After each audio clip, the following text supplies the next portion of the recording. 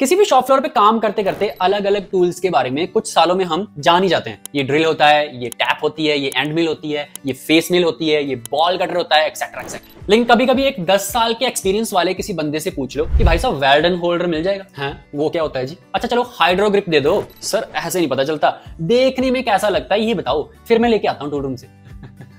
देखो बात ऐसी है, वर्क होल्डिंग के बाद सबसे जरूरी चीज सीएनसी मैन्युफैक्चरिंग में होती है टूल होल्डिंग, जिसकी हमें बहुत डेप्थ में नॉलेज होनी ही चाहिए। कौन सा टूल होल्डर कब किस टूल के लिए यूज होता है। अब एक सेम एंड मिल को हम 10 तरह के होल्डर्स में पकड़ सकते हैं, तो क्या सबका एक ही काम है? नारा। इसलिए आज की इस वीडियो में हम जानेंगे top 7 mostly used tool holder on CNC milling machine. हम जानेंगे कि इन टूल होल्डर्स का वर्किंग मैकेनिज्म क्या होता है, इनकी खासियत क्या है, इन्हें कहां यूज किया जाता है और कहां पे ये होल्डर मार खाते हैं। सारा कुछ जानेंगे सिंगल वीडियो में, so be with me till the end of this video and let's start. देखो अगर सीएनसी मिलिंग मशीन के टूल होल्डर्स के बारे में बात करें तो एक छोटी सी चीज बहुत इंपॉर्टेंट रोल प्ले करती है मशीनिंग की एक्यूरेसी एंड परफॉर्मेंस में। अगर टूल होल्डर सही चूज किया जाए और सही तरह से यूज किया जाए तो मशीनिंग बिल्कुल एक्यूरेट होती है। लेकिन अगर गलत टूल होल्डर सेलेक्ट हो गया या रॉन्ग साइज या फिर रॉन्ग टाइप का होल्डर यूज कर लिया तो काफी प्रॉब्लम आ सकती है। टूल में बहुत ज्यादा रन आउट आ सकता है, वाइब्रेशंस आ सकती हैं, कंपोनेंट पे चैटर मार्क्स आ सकते हैं एंड इवन आपकी मशीन की स्पिंडल तक खराब हो सकती है। इसलिए टूल होल्डर सेलेक्ट करते टाइम आपको कुछ चीजों का ध्यान रखना पड़ता है,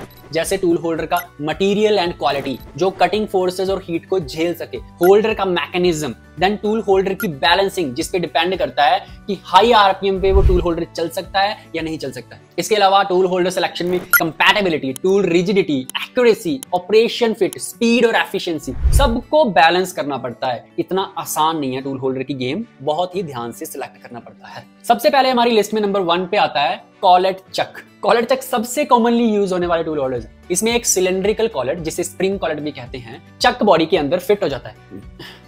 चक के ऊपर एक नट होता है। जब हम कॉलेट नट को स्पैनर से टाइट करते हैं, कॉलेट अपने स्लॉटर डिजाइन के कारण श्रिंक होते हुए टूल को 360 डिग्री से ग्रिप कर लेता है। कॉलेट चक की एक्यूरेसी काफी अच्छी होती है। अच्छे क्वालिटी के ईआर कॉलेट्स टिपिकली 5 माइक्रोन या उससे भी कम का रनआउट देते हैं। क्लैंपिंग फोर्स की बात करें तो कॉलेट का ग्रिप मॉडरेट सा होता है, यानी कि ठीक ठाक सा ही होता है। इसलिए अगर बहुत एग्रेसिव कटिंग कर रहे हो, टूल धीरे धीरे पुल आउट हो सकता है, रफिंग वगैरह नहीं कर सकते इसे बहुत ज्यादा हैवी।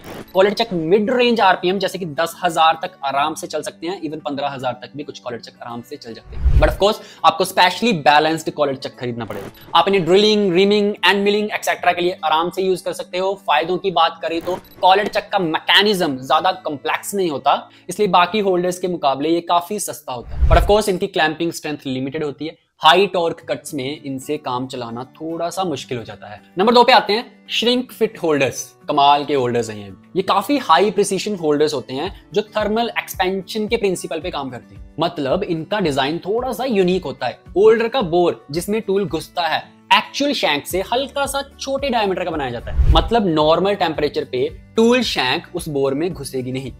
अब जब आप उस टूल को लगाना चाहो तो होल्डर के बोर को एक इंडक्शन हीटर मशीन से गर्म किया जाता है एंड स्टील होल्डर हीट होने पर थोड़ा एक्सपैंड हो जाता है। अब आप कटिंग टूल को इजीली उस एक्सपेंडेड बोर में इंसर्ट कर सकते हो। फिर हीटर हटा के होल्डर को कूलिंग यूनिट से ठंडा करते हैं। जैसे जैसे मेटल कूल होता है, होल्डर श्रिंक होकर टूल के शैंक को 360 अराउंड बहुत जोर से पकड़ लेता है। Shrink fit holders extremely accurate and rigid होते हैं। अगर एक अच्छी कंपनी का श्रिंक फिट होल्डर हो तो वो आपको टूल में 3 माइक्रोन से भी कम का रनआउट देता है।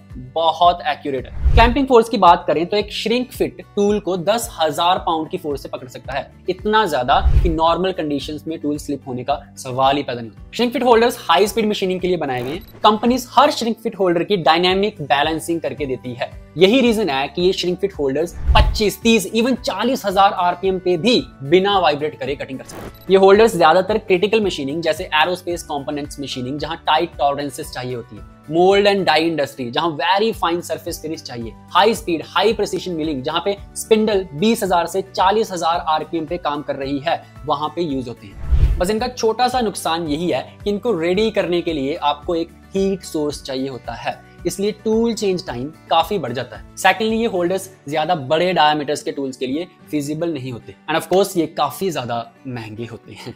Then we come to number 3, hydraulic tool holder. देखो पावर का बादशाह तो हाइड्रोलिक मैकेनिज्म ही रहता है। नाम से पता चलता है हाइड्रोलिक टूल होल्डर्स एक fluid pressure based mechanism use करते हैं टूल को पकड़ने के लिए। इन होल्डर्स के अंदर एक छोटा सा हाइड्रोलिक चैम्बर होता है जो ऑयल से फिल्ड रहता है। जब आप होल्डर के साइड में दिए गए स्क्रू को टाइट करते हैं तो वो इंटरनल पिस्टन जैसा एक्ट करता है और ऑयल पे प्रेशर डालता है। ऑयल इनकम्प्रेसिबल होता है तो प्रेशर बढ़ने से एक इंटरनल स्लीव यूनिफॉर्मली एक्सपैंड हो जाता है टूल शैंक की तरफ और उसको 360 डिग्री से बहुत ही टाइट तरीके से ग्रिप कर रहे हैं। So basically instead of mechanical collet यहाँ ऑयल प्रेशर से एक स्लीव को प्रेस किया जाता है टूल को पकड़ने के लिए। हाइड्रोलिक चक्स का प्राइमरी एडवांटेज है उनकी consistent accuracy and vibration damping. Vibration नहीं आती भाई, लिटरली। रनआउट एक्यूरेसी काफी अच्छी मिलती है, लगभग 3 माइक्रोन से भी कम। Concentricity wise they are excellent. Clamping force की बात करें तो हाइड्रोलिक होल्डर्स का ग्रिप भी काफी स्ट्रॉन्ग होता है, लेकिन ऑफ कोर्स श्रिंक फिट जितना स्ट्रॉन्ग नहीं होता पर काफी ज्यादा इनफ स्ट्रॉन्ग होता है। बट इनकी वाइब्रेशन डैम्पिंग जबरदस्त है, लिटरली जबरदस्त है। जो भी वाइब्रेशन टूल पे आती है वो सारी ऑयल सोख लेता है। कंपोनेंट पे चैटर नहीं आता, टूल की लाइफ भी काफी बढ़ जाती है। ये होल्डर हाईली बैलेंस्ड होते हैं, 25,000 आरपीएम तक आराम से चला सकते हैं, इन्हें कोई दिक्कत नहीं। इनका सबसे ज्यादा use precision machining and finishing operations में किया जाता है, जैसे rhyming, boring, finish end milling. लेकिन इनका सबसे बड़ा पंगा है पैसा। बहुत महंगे होते हैं, काफी ज्यादा। उसका कारण ये है क्योंकि इनका मैकेनिज्म काफी प्रिसाइज बनाना पड़ता है, इसलिए इसे बनाने वाली कंपनीज को भी काफी मुशक्कत करनी पड़ती है। दूसरा पंगा है टेम्परेचर सेंसिटिविटी। अगर आपकी स्पिंडल हद से ज्यादा हीट हो रही है तो हाइड्रोलिक चक की ऑयल विस्कोसिटी कम हो जाती है, जिसकी वजह से टूल लूज हो सकता है। नंबर 4 पे आते हैं एंड मिल होल्डर्स या फिर वेल्डन टाइप होल्डर्स। अब इस होल्डर पे बढ़ने से पहले मैं आपको बताना चाहता हूं कि मैं सीएनसी फील्ड में पिछले 13 साल से काम कर रहा हूं। मैंने अपनी पहली जॉब 12,000 से शुरू करी थी और आज मैं लाखों कमा रहा हूं। अगर आप भी मेरी तरह सीएनसी फील्ड में ग्रो करना चाहते हैं एंड इस फील्ड में आगे बढ़ने की इच्छा रखते हैं तो मैंने बिल्कुल बिगिनर्स के लिए मेरा पहला सीएनसी टर्निंग का कोर्स लॉन्च कर दिया है, जो आपको मेरी वेबसाइट www.macaveda.com पे मिल जाएगा। मैंने इस कोर्स में मशीनिंग के हर एक फंडामेंटल को बहुत ही बेसिक से समझाने की पूरी कोशिश करी। आपकी क्वालिफिकेशन चाहे कुछ भी हो, मैं इस बात की गारंटी देता हूं, ये कोर्स करने के बाद आपको टर्निंग मशीन में कोई चैलेंज नहीं कर सकता। जो कोर्स आपको मार्केट में 10 से 15,000 रुपए के मिलते हैं, वो सारी नॉलेज आप घर बैठे बैठे सिर्फ 2,999 के इस कोर्स से ले सकते हैं। मेरी वेबसाइट पे जाके पहले आप फ्री क्लासेस देख सकते हैं इसकी। अगर आपकी पूरी तसल्ली होती है फ्री क्लासेस देखने के बाद, उसके बाद ही आप ये कोर्स परचेज करें। और अगर आप मेरी वेबसाइट macaveda.com पे अभी जाके ये कोर्स खरीदते हैं तो ये कोर्स आपको 30% एडिशनल डिस्काउंट पे मिलेगा, यानी 2,000 रुपए से भी कम। अगर इतनी सस्ती नॉलेज खरीदने के लिए भी आप अभी तक सोच रहे हो तो सोचते रहो। तो लिस्ट के नंबर 4 मिलिंग होल्डर पे वापस आते हैं। एंड मिल होल्डर्स, जिनको हम वेल्डन होल्डर्स भी कहते हैं, एक बहुत ही सिंपल से डिजाइन पे काम करता है। ये होल्डर एक सॉलिड मेटल सिलेंडर जैसा होता है जिसमें टूल शैंक के साइज का एक बोर बना होता है। होल्डर के साइड में 1 या 2 थ्रेडेड होल्स होते हैं जिनमें सेट स्क्रूज लगते हैं। जब आप टूल एंड ज्यादातर एंड मिल्स को इस बोर में इंसर्ट करते हो तो टूल के शैंक पे जो फ्लैट सरफेस बना होता है उसको स्क्रू के सामने अलाइन करके उस सेट स्क्रू को टाइट कर देते हैं और इस तरह से टूल क्लैंप हो जाता है। क्लैंपिंग स्ट्रेंथ की बात करें तो वेल्डन होल्डर्स का ये screw lock mechanism system torque transmission के लिए काफी सिक्योर माना जाता है। Aggressive milling, heavy material removal, interrupt cutting, इन सब में आपको ये टेंशन नहीं होती कि टूल स्लिप कर जाएगा जी। हैवी रफिंग ऑपरेशंस में ये अभी भी गोल्ड स्टैंडर्ड माना जाता है इन टर्म्स ऑफ सेफ्टी।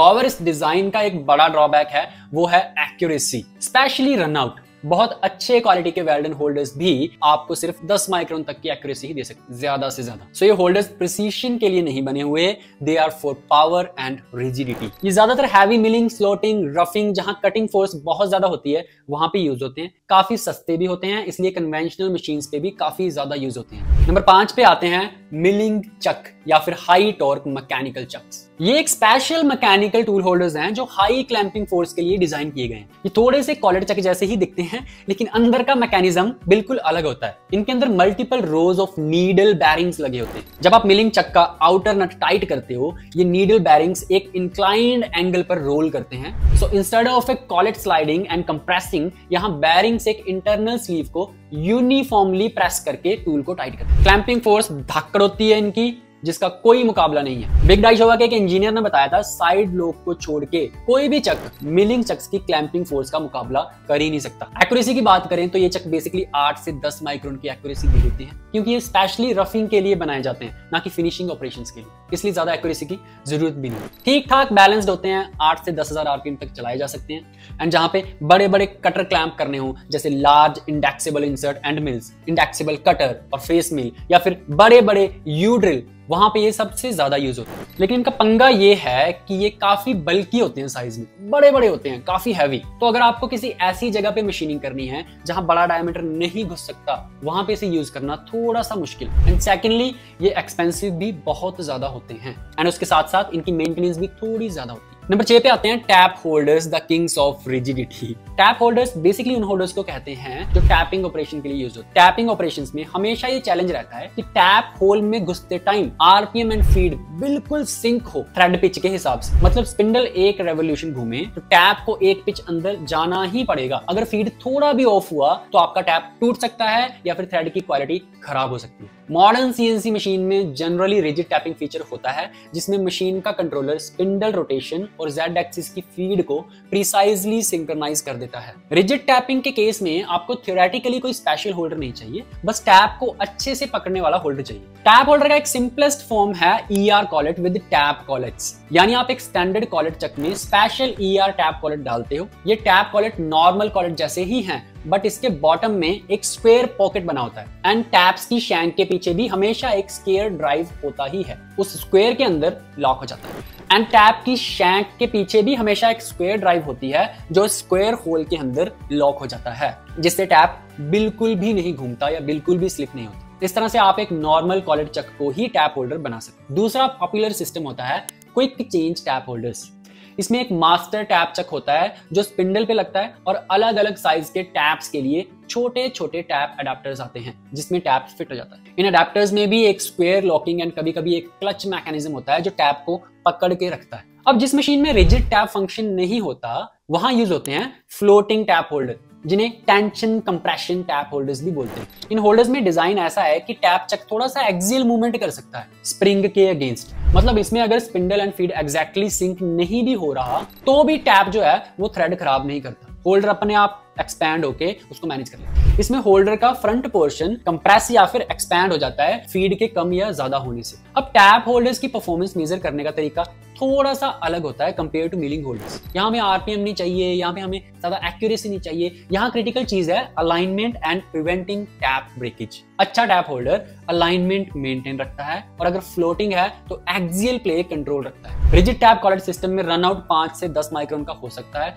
जो काफी अच्छा है टैपिंग ऑपरेशन के लिए। फाइनली नंबर 7 पे आते हैं ड्रिल चक्स।